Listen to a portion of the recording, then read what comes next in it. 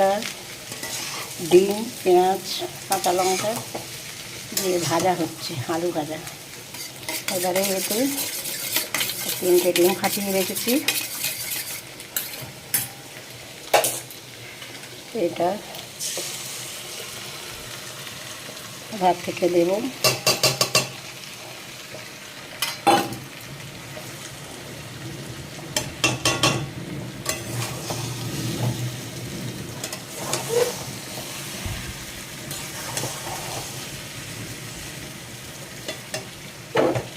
এদিকে ভাত হচ্ছে আর ডিমের তরকারি আছে, রাতে এই খাওয়া হবে। গরম গরম ভাতের সঙ্গে ডিম আলু ভাজাটা খেতে ভালো লাগে।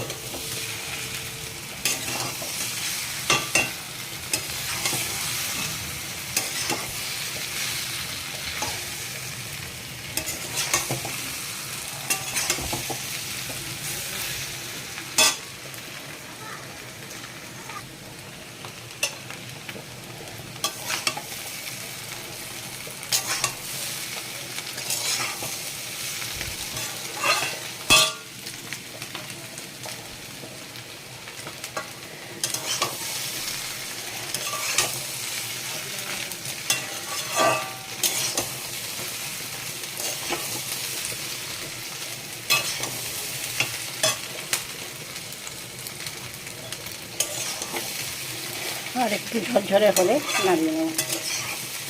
কড়াতেই থাকবে, আর খাওয়ার সময় একটু গরম করতে হবে।